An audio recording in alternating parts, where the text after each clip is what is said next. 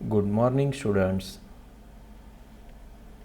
Accounts of not for profit concern नंतर आपण admission of a partner हा topic सुरू केलेला आहे.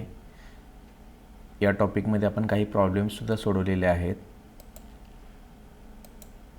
आज आपण आणखीन एक बोर्ड एक्झामला आलेला ऑक्टोबर 2004 बोर्ड एक्झाममध्ये आलेला प्रॉब्लेम सोडवणार आहोत.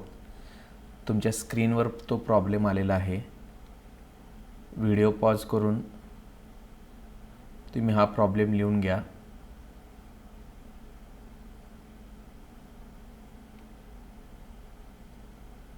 ओके, आता आपण सोडवूया. The balance sheet of Deepak and Sandeep as on 31 December 2001 is as follows. They share profits and losses in the ratio of 2:1. हा 2:1 हा त्यांचा ओल्ड रेशो आहे. 2:1 हा त्यांचा ओल्ड रेशो आहे. नेक्स्ट, आता ही बॅलन्स शीट आपण पोस्ट करतोय. कॅपिटल येतं. आपण कॅपिटलसाठी कॅपिटल अकाउंट तयार करतोय. त्या कॅपिटल अकाउंटच्या बायला या अमाऊंट्स ब्रॉट डाऊन करायच्या. याप्रमाणे आपण कॅपिटल अकाउंट तयार केलेला असतोय. साधारणतः एक 7 ते 8 ओळीचा profit and loss adjustment account, त्याच्याखाली एक 7 ते 8 ओळीचा कॅपिटल अकाउंट, त्याच्याखाली एक 6 ओळीचा कॅश अकाउंट याप्रमाणे तयार करायचा. दीपक, संदीप, शंकर 3 पार्टनर्स. कॅपिटलचा बॅलन्स क्रेडिट असतो, त्यामुळे क्रेडिटला बाय बॅलन्स ब्रॉट डाऊन येईल. कॅशचा बॅलन्स डेबिट असतो, त्यामुळे डेबिटला येईल टू बॅलन्स ब्रॉट डाऊन. आणि नेक्स्ट पेजवर बॅलन्स शीट असेल. कॅपिटल दीपक, संदीप, शंकर याप्रमाणे एक ब्लँक फॉर्मॅट तुम्ही तयार करून ठेवा. ठीक आहे. त्यामुळं कॅपिटल हे बायला येईल, by brought down. General reserve, balance शीटच्या लायबिलिटी साईडला general reserve fund, profit and loss account यासारखे जे अमाऊंट्स येतात त्या ओल्ड पार्टनर्सना ओल्ड रेशोमध्ये वाटायचे असतात. त्यामुळे ते येतील कॅपिटल क्रेडिट, कॅपिटलच्या क्रेडिटला येतील. ओल्ड रेशो म्हणजे हा 2:1 मध्ये. नेक्स्ट, क्रेडिटर्स आणि बिल्स पेएबल ह्या लायबिलिटीज आहेत, त्यामुळे लायबिलिटीजला येतील. आता आपण आलो असेटला. Bills receivable asset, machinery asset, loose tools asset, furniture asset, stock asset, debtors asset हे सगळे असेट्स आहेत. त्यामुळे पुन्हा हे आपण असेटला रेकॉर्ड करणार आहोत. कॅश पण असेट आहे, पण आपल्या उत्तरामध्ये आपण कॅश अकाउंट तयार केलेला आहे. या कॅश अकाउंटच्या डेबिटला आपण ती अमाऊंट ब्रॉट डाऊन करणार आहोत. त्यामुळे इथं आपण लिहूया to brought down, to balance brought down. Next, profit and loss account. Balance शीटच्या लायबिलिटीला जर प्रॉफिट अँड लॉस अकाउंट आला तर तो प्रॉफिट असतो. याच्याबरोबर अपोजिट बॅलन्स शीटच्या असेटला जर प्रॉफिट अँड लॉस आला तर तो लॉस असतो, कारण याचा बॅलन्स डेबिट असतो. जसं आपण जनरल रिझर्व पोस्ट करणार आहोत कॅपिटलच्या क्रेडिटला ओल्ड रेशोमध्ये, सेम त्याचप्रमाणे प्रॉफिट अँड लॉस येईल, मात्र कॅपिटलच्या तो डेबिटला येईल, कारण हा लॉस आहे. त्यामुळं कॅपिटल डेबिट. आपली बॅलन्स शीट पोस्ट झालेली आहे. ॲडजस्टमेंट. ऑन 1 जानेवारी they decided to admit Shankar as a partner in firm. 1 जानेवारीला त्यांनी शंकरला पार्टनर म्हणून घेतलेला आहे. Shankar is to bring ₹6,000 as capital and 3,000 as goodwill. शंकरनं ₹6,000 कॅपिटल आणलेलं आहे आणि ₹3,000 गुडविल आणलेलं आहे. कॅपिटल आणलं म्हणजे त्यानं पैसे आणले, त्यामुळं पैसे आले, कॅपिटलची entry. Debit what comes in, पैसे आले, कॅश अकाउंट डेबिट, त्यामुळे कॅपिटलची एंट्री येते cash account debit to C's capital account. C म्हणजे आपला न्यू पार्टनर शंकर. त्यामुळे इथं या 6,000ची जर्नल एंट्री आपण करणार आहोत cash account debit to C's capital. And ₹3,000 as goodwill which is retained in the business. त्यानं ₹3,000 गुडविल आणलेलं आहे. हे वाक्य खूप महत्त्वाचं आहे. हे वाक्य काय सांगते बा, which is retained in the business, हे गुडविल व्यवसायात ठेवायचं आहे. याचा दुसरा अर्थ, ओल्ड पार्टनर्स हे गुडविल विथड्रॉ करू शकणार नाहीत किंवा त्यांनी ते विथड्रॉ करायचं नाही आहे. याचा आणखी एक अर्थ होतो आहे, गुडविलची मेथड नंबर 1 येते पहा. हे वाक्य आपल्याला इंडिकेट करत आहे which is retained in the business. हे वाक्य आपल्याला असं सांगतं आहे हा प्रॉब्लेम गुडविलच्या पहिल्या मेथडचा आहे, ब्रिंग इन कॅश. कारण याच एका मेथडमध्ये गुडविल विथड्रॉन बाय पार्टनर आहे, म्हणजे जुने भागीदार गुडविल विथड्रॉ करतात. आणि इथं आपल्याला प्रॉब्लेममध्ये सांगितलेलं आहे which is retain in the business, याचा अर्थ ते विथड्रॉ करणार नाहीत, म्हणजे हा गुडविलचा पहिला प्रकार आहे, bring in cash. Goodwill method number 1 आहे. आपण इथं बॅलन्स शीटच्या वर इथं साईडला लिहून ठेवूया. तुम्ही लिहा G1 गुडविल मेथड नंबर 1. जेव्हा गुडविल मेथड नंबर 1 येते तेव्हा गुडविलच्या 3 एंट्रीज असतात. एक गुडविल रोख आणल्याबद्दल, दुसरं गुडविल डिस्ट्रीब्यूट केल्याबद्दल, आणि जर गुडविल पार्टनर विथड्रॉ करत असतील तर तिसरी एंट्री. आता विथड्रॉ तर दिलं नाही आहे, त्यामुळे आपल्याला गुडविलच्या 2 एंट्रीज कराव्या लागतील. पहिली entry cash to goodwill, goodwill आणल्याबद्दल, आणि दुसरी एंट्री हे गुडविल एल आणि बीला डिस्ट्रीब्यूट करायचं आहे, त्याची entry goodwill account debit to A's capital B's capital. मी गुडविलची एंट्री लिहितो इथं, cash account debit to goodwill account, ही पहिली एंट्री झाली. दुसरी entry goodwill account debit to A's capital B's capital. ठीक आहे. गुडविलच्या एंट्रीज तर आपल्या क्लिअर झाल्या. ॲडमिशन ऑफ अ पार्टनर या टॉपिकमध्ये आपल्याला 2 गोष्टी खूप महत्त्वाच्या आहेत. एक, तुम्हाला गुडविलची मेथड ठरवायची असते, म्हणजे गुडविल फर्स्ट मेथड आहे ब्रिंग इन कॅश आहे का, गुडविल रेज्ड ओपनड आहे का, goodwill raised and return of he method आहे का. या तिन्हीपैकी एखादी मेथड आपल्या प्रॉब्लेममध्ये आलेली असते, हे आपल्याला डिसाईड करायचं असतं. हा एक महत्त्वाचा किंवा ही एक महत्त्वाची ॲडजस्टमेंट आहे. आणि दुसरी महत्त्वाची ॲडजस्टमेंट, आपल्याला प्रॉब्लेममधील रेशोची जी मेथड आहे किंवा रेशोचा जो प्रकार आहे तो ठरवायचा. हा पहिला प्रकार आहे रेशोचा, if sacrifice ratio is not given, आणि हा दुसरा प्रकार आहे if old and new ratio is given. हे का डिसाईड करावं लागतं, कारण रेशोवरून आपल्याला गुडविल डिस्ट्रीब्यूट करायचं असतं. आता आपलं हे कन्फर्म आहे, गुडविलची पहिली मेथड आहे. जर रेशोचा प्रकार पहिला असल्यास ओल्ड रेशोमध्ये वाटा, आणि जर रेशोचा प्रकार दुसरा असल्यास गुडविल सॅक्रिफाईस रेशोमध्ये वाटा. आता आपण रेशो ठरवूया. प्रॉब्लेममध्ये आपल्याला सुरुवातीला हा ओल्ड रेशो दिलेला आहे, आणि नेक्स्ट इथं he will be entitled to 1/4 share in future profit of the firm असं दिलेलं आहे. म्हणजे फक्त ओल्ड रेशो एक दिलेला आहे आणि न्यू पार्टनरचा 1/4 शेअर दिलेला आहे. याचा अर्थ हा रेशोचा पहिला प्रकार आहे. पहा, या प्रॉब्लेममध्ये पण तुम्हाला लक्षात येईल. हा प्रॉब्लेम आहे अजय आणि विजयचा.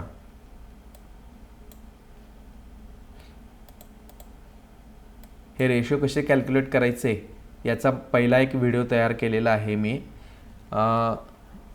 या यूट्यूब चॅनलवर जर गेला यूट्यूब चॅनलला तर तुम्हाला हे सगळे व्हिडिओ पाहावयास मिळतील. ठीक आहे. तर आता मला तुम्हाला हा प्रॉब्लेम या मेथडचा कसा आहे हे मी तुम्हाला सांगत आहे. Ajay and Vijay are equal partners. इथं यांचा ओल्ड रेशो दिलेला आहे. They decided to admit Jay for 1/4 share. Jay 1/4 शेअरसाठी आलेला आहे. Find out new ratio. असा जर प्रॉब्लेम आला तर हा काय झाला, रेशोचा पहिला प्रकार झाला. आणि दुसऱ्या प्रकारामध्ये काय होतं, दोन्ही रेशो दिले जातात, ओल्ड रेशो पण दिले जातात. इथं आहे पहा, Jai and Veeru are partners sharing profits and losses in the ratio of 2:3. हा त्यांचा ओल्ड रेशो झाला. ठीक आहे, old. And new profit sharing ratio is equal. सर्वांचा न्यू रेशो इक्वल आहे. म्हणजे इथं ओल्ड पण दिला आहे, इथं न्यू पण दिलेला आहे. ही मेथड झाली 2, if old and new ratio is given. आणि ही मेथड झाली 1. त्यामुळं हा प्रॉब्लेम आपला रेशोच्या पहिल्या प्रकाराचा आहे. मी इथं लिहितोय R1. गुडविलचा पण पहिला प्रकार आहे G1. Ratio number 1, ratio method number 1, goodwill method number 1, R1 G1. आता ह्या R1चा आपल्याला इथं उपयोग होणार आहे पहा गुडविलमध्ये. गुडविलची जी ही दुसरी एंट्री आहे goodwill account debit to A's capital B's capital. इथं आपण गुडविल एला आणि बीला डिस्ट्रीब्यूट करणार आहोत. जर रेशोचा प्रकार पहिला असेल तर ओल्ड रेशोमध्ये डिस्ट्रीब्यूट करायचा आहे आणि जर रेशोचा प्रकार दुसरा असेल तर सॅक्रिफाईस रेशोमध्ये डिस्ट्रीब्यूट करायचा आहे.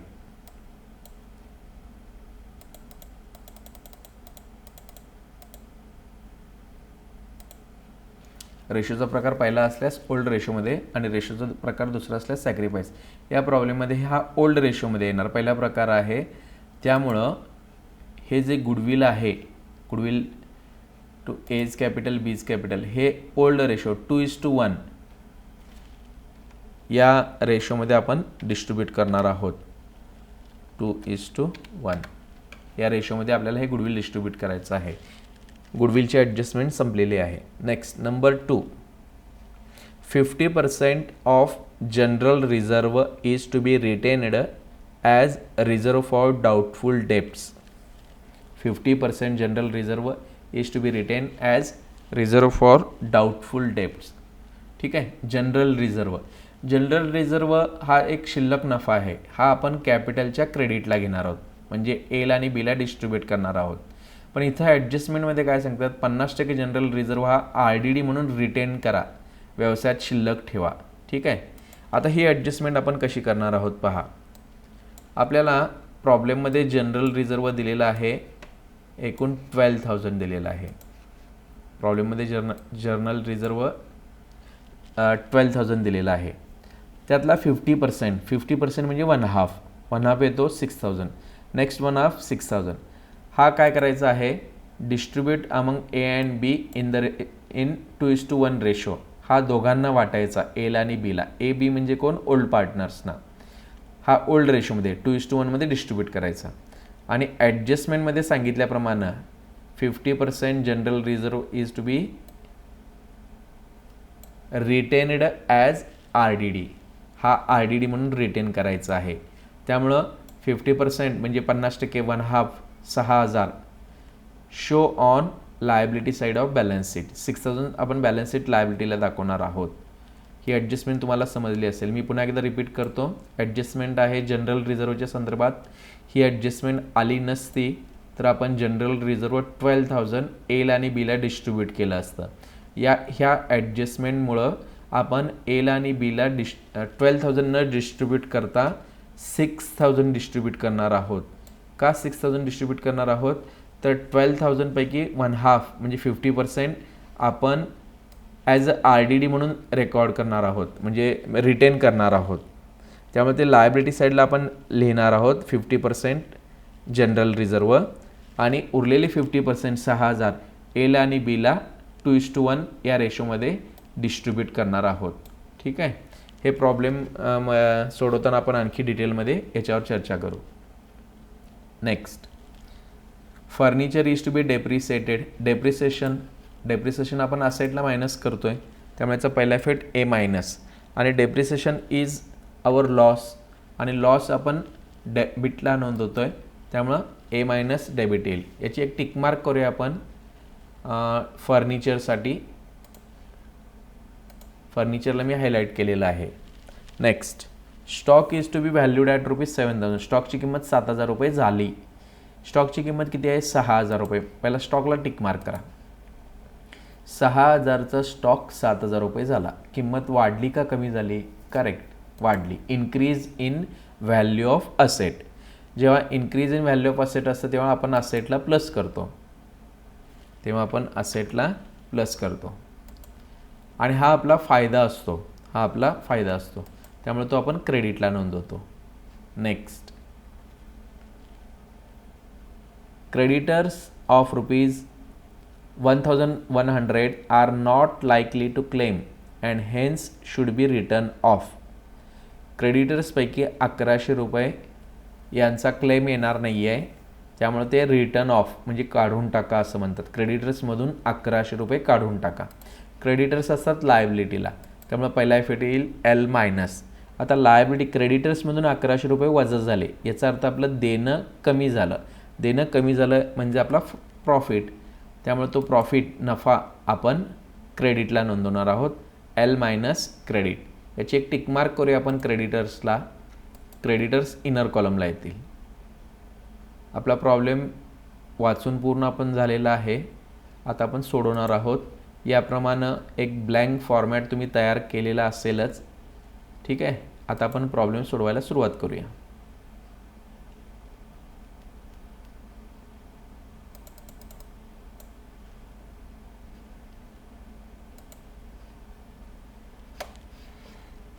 प्रॉब्लेममध्ये येऊया. Capital by brought down 20,000 15,000. Capital by brought down 20,000 15,000. Next general reserve 12,000 कॅपिटलच्या क्रेडिटला. मगाशी सांगितल्याप्रमाणे जनरल रिझर्व 50% आपण डिस्ट्रीब्यूट करणार आहोत. त्यामुळे जनरल रिझर्व कॅपिटलच्या क्रेडिटला येईल. सॉरी, बाय जनरल रिझर्व हे ओल्ड रेशोमध्ये डिस्ट्रीब्यूट करायचं आहे. ओल्ड रेशो 2:1 आहे. 2:1 मध्ये डिस्ट्रीब्यूट होईल आणि त्याचं उत्तर येईल 4,000 2,000 6,000. लास्ट पार्टनरच्या कॉलममध्ये डॅश येईल. ठीक आहे. हे 6,000 आपण जनरल रिझर्व डिस्ट्रीब्यूट केलं आणि उरलेले 6,000 आपण ॲडजस्टमेंटमध्ये ॲज अ RDD रिटेन करणार आहोत. त्याची ॲडजस्टमेंट आपण नंतर करणार आहोत. ठीक आहे. इथं जनरल रिझर्व आपण 6,000च डिस्ट्रीब्यूट केलेला आहे, वाटलेला आहे एला आणि बीला. Next creditors 6,000. क्रेडिटर्स लायबिलिटीला येतील.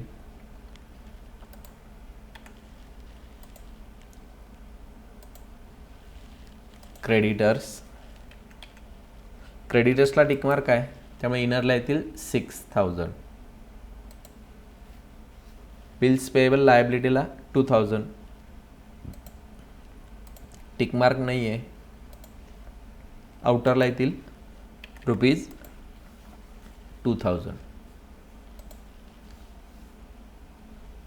असेटला आलो आपण. Bills receivable machinery loose tools हे असेटला आउटरला येतील आणि फर्निचर आणि स्टॉक मात्र इनरला येतील असेटला. Bills receivable machinery and loose tools. Bills receivable ₹1,000, machinery ₹5,000 and loose tools ₹4,000. Next फर्निचरला टिकमार्क आहे त्यामुळे फर्निचर इनरला 3,000. नेक्स्ट स्टॉकला पण टिकमार्क आहे त्यामुळे स्टॉक इनरला 6,000. डेटर्स असेटला येतील आणि कॅश ब्रॉट डाऊन होईल. डेटर्स 30,000. डेटर्सला टिकमार्क नाही आहे त्यामुळे डेटर्स आउटरला येतील 30,000. नेक्स्ट कॅशसाठी आपण अकाउंट तयार केलेलं आहे. To balance brought down ₹3,000. Cash account 3,000. आपली बॅलन्स शीट संपली. अजून एक अकाउंट आहे last account profit and loss account. हा प्रॉफिट लॉस कुठे घ्यायचा आहे? कॅपिटलच्या डेबिटला ए आणि बीला ओल्ड रेशोमध्ये डिस्ट्रीब्यूट करायचं आहे 2:1 मध्ये. प्रॉफिट अँड लॉस डेबिटला येईल to profit and loss account. त्याचं डिस्ट्रीब्युशन येतं 2,000 आणि 1,000 2,000 1,000. शंकरच्या कॉलममध्ये डॅश, या पार्टनरच्या कॉलममध्ये येईल डॅश. नेक्स्ट बॅलन्स शीट संपलेली आहे. पोस्ट केलेली आहे आपण पूर्ण बॅलन्स शीट. आता ॲडजस्टमेंटमध्ये पहिली ॲडजस्टमेंट 6,000. त्याने 6,000 रुपये कॅपिटल आणलेला आहे आणि कॅपिटलची एंट्री येते cash account debit to C's capital. Entry करूया आपण. कॅश अकाउंट डेबिट पहा इथं आहे कॅश अकाउंट डेबिट. कॅश अकाउंटच्या डेबिटला to C's capital account to Shankar's capital account ₹6,000. एका अकाउंटच्या डेबिटला दुसऱ्या अकाउंटच्या सेकंड इफेक्ट क्रेडिटला किंवा एका अकाउंटच्या टूला दुसऱ्या अकाउंटच्या बायला म्हणजे शंकर अकाउंटच्या बायला येईल बाय कॅश अकाउंट. शंकर अकाउंटच्या बायला येईल बाय कॅश अकाउंट. फर्स्ट 2 पार्टनरच्या कॉलममध्ये डॅश येईल आणि लास्ट कॉलममध्ये येईल 6000. हे त्यानं कॅपिटल आणल्याची जर्नल एंट्री आहे. Next, and ₹3000 as goodwill. त्यानं 3000 रुपये गुडविल आणलेलं आहे. गुडविलच्या 2 एंट्रीज करायचे ठरलेल्या आहेत. First entry cash account debit to goodwill account. Cash account debit to goodwill. Cash account debit, कॅश अकाउंटच्या डेबिटला टू गुडविल अकाउंट ₹3000. आणि याचा सेकंड इफेक्ट कुठे येतो? गुडविल अकाउंटच्या क्रेडिटला किंवा गुडविल अकाउंटच्या बायला. बाय कॅश अकाउंट येईल. पण आपण गुडविल अकाउंट तयार केला नाही आहे. तुम्ही जर तयार केला असेल तर गुडविल अकाउंटच्या बायला लिहा बाय कॅश अकाउंट 3000. ठीक आहे. नेक्स्ट, दुसरी जर्नल एंट्री. पहिली जर्नल एंट्री केली आपण cash account debit to goodwill. आता दुसरी journal entry goodwill account debit to A's capital account B's capital account. 2:1 मध्ये डिस्ट्रीब्यूट करायचं आहे. पण आपण गुडविल अकाउंट तयार केला नाही आहे, मात्र ए आणि बी कॅपिटल अकाउंट तयार केलेला आहे. त्यामुळे ए आणि बीच्या कॅपिटल अकाउंटच्या कुठे येणार? क्रेडिटला येणार. ही एंट्री अशी आहे पहा, goodwill account debit to A's capital account credit to B's capital account credit. म्हणजे ए आणि बीच्या क्रेडिटला येईल बाय गुडविल अकाउंट. आणि हे ए आणि बीला त्यांच्या ओल्ड रेशोमध्ये डिस्ट्रीब्यूट करायचं आहे. त्याची वाटणी येते 2000, 1000 आणि लास्ट पार्टनरला शेवटच्या कॉलममध्ये डॅश येईल. न्यू पार्टनरमध्ये डॅश येईल. हे ए आणि बीला डिस्ट्रीब्यूट करायचं गुडविल. याचा फर्स्ट इफेक्ट गुडविल अकाउंटच्या डेबिटला येतो आणि कॅपिटल अकाउंटच्या क्रेडिटला येतो. नेक्स्ट,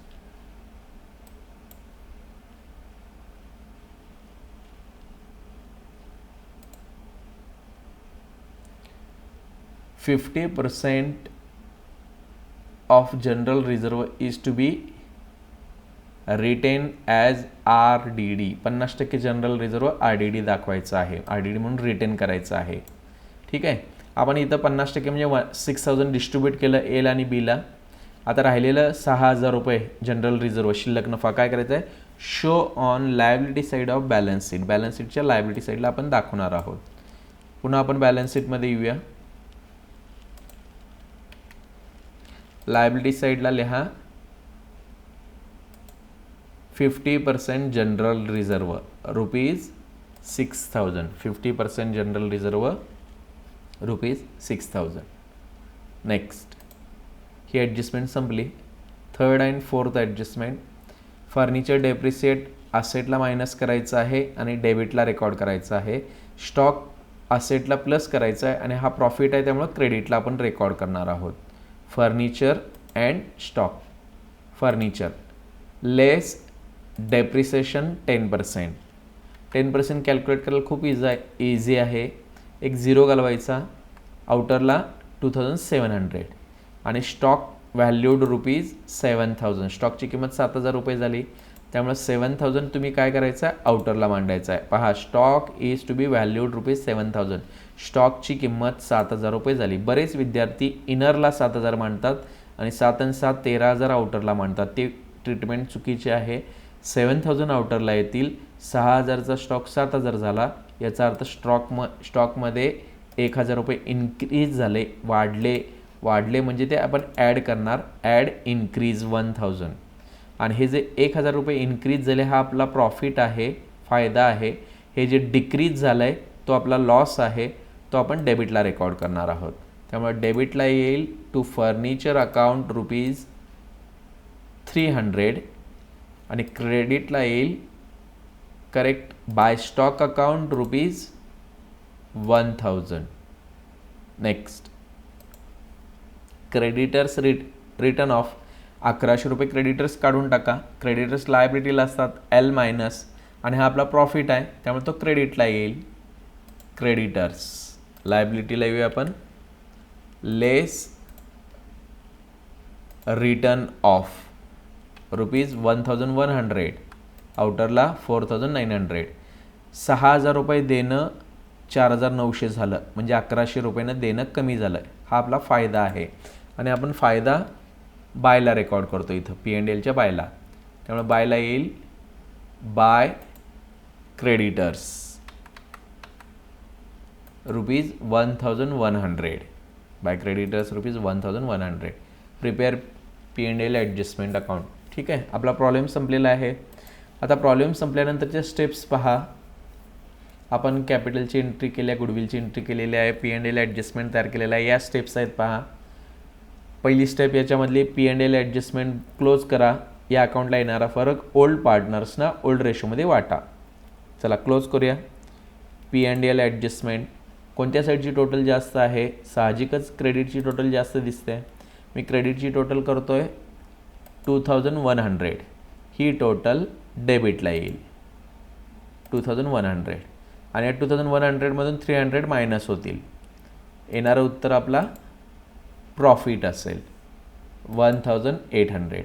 हा प्रॉफिट ए आणि बी म्हणजे दीपक आणि संदीप यांना डिस्ट्रीब्यूट करायचा ओल्ड रेशोमध्ये.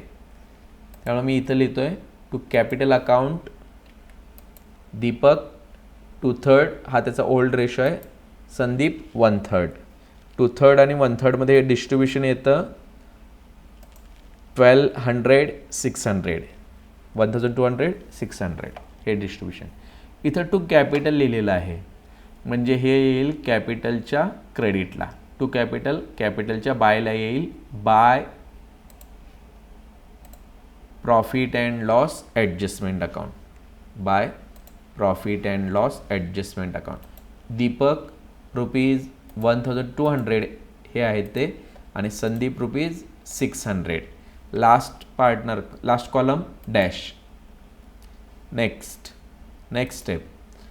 स्टेपमध्ये कॅपिटल अकाउंट क्लोज करा. त्याचा फरक बॅलन्स शीटला घ्या. आता आपण कॅपिटल अकाउंट क्लोज करूया.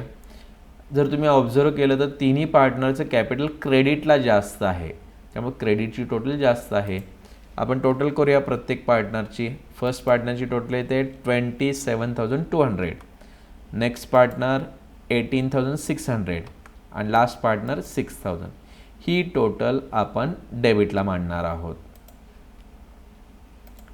27,200, 18,600 अँड 6,000. नेक्स्ट स्टेप हा अकाउंट क्लोज करायचा. क्लोज करायचा याचा अर्थ याला बॅलन्स शोधायचा. बॅलन्स शोधायचं म्हणजे काय? या टोटलमधून वरची टोटल मायनस करायची. 27मधून 2000 मायनस झाले, त्याचं उत्तर येतं 25,200. नेक्स्ट सेकंड पार्टनरला पण सेम 17,600.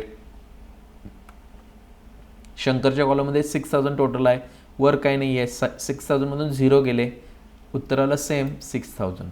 इथं आपण कॅपिटल अकाउंटची सुरुवात बाय बॅलन्स ब्रॉड डाऊननं केलेली आहे, त्यामुळे हा एंड होईल. हा कॅरीड डाऊन आहे. To balance carried down. हा बॅलन्स आहे कॅरीड डाऊन, त्यामुळे टू बॅलन्स कॅरीड डाऊन. हा कॅरीड डाऊन म्हणजे हा जो बॅलन्स आहे हा आपण कॅपिटलला बॅलन्स शीटला रेकॉर्ड करतो. बॅलन्स शीटच्या लायबिलिटीला येईल फर्स्ट पार्टनर 25,200, नेक्स्ट संदीप 17,600 आणि last Shankar rupees 6,000. Total in outer column rupees 48,800. या तिघांची टोटल आउटर कॉलमला मांडलेली आहे आपण. Next step. पुन्हा मी स्टेप्समध्ये येतो. आपण पहिली स्टेप पूर्ण केली, P&L ॲडजस्टमेंट क्लोज केला. नेक्स्ट स्टेप कॅपिटल क्लोज केला. Third step cash account close करा, फरक बॅलन्स शीटला घ्या. आता आपण कॅश अकाउंट क्लोज करूया. कॅश अकाउंट डेबिट साईड जास्त आहे, टोटल येते त्याची 12,000. ही टोटल क्रेडिटला मांडूया 12,000. या 12मधून वरची अमाऊंट मायनस, वर काही नाही म्हणजे 0, याचं उत्तर येईल 12,000. इथे सुरुवात टू बॅलन्स ब्रॉड डाऊन आहे म्हणजे एंड होईल बाय बॅलन्स कॅरीड डाऊन. हा कुठं रेकॉर्ड करायचा? स्टेप काय सांगते आपली? कॅश अकाउंट बंद करा, फरक बॅलन्स शीटला घ्या, म्हणजे कॅशचा बॅलन्स असेटला येईल 12,000. असेटला मी रेकॉर्ड करतोय.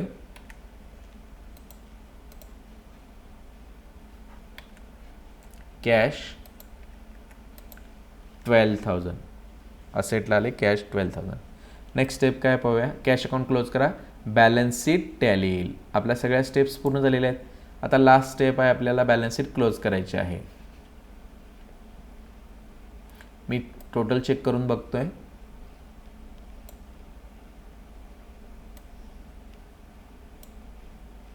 करेक्ट. पुन्हा तुम्हाला नेहमीप्रमाणे चॅलेंज, मी ही बॅलन्स शीट क्लोज करणार नाही आहे. तुम्ही बॅलन्स शीट क्लोज करायची आहे. आपल्या वहीमध्ये प्रॉब्लेम सोडवायचा आहे. बॅलन्स शीट क्लोज करायची आहे आणि दोन्ही साईडची टोटल म्हणजे बॅलन्स शीट कोणत्या अमाऊंटला टॅली आली ही अमाऊंट या व्हिडिओच्या कमेंट बॉक्समध्ये तुम्ही ती सांगायची आहे. पाहूया कुणाची कमेंट पहिला येते. ठीक आहे. Okay, thank you.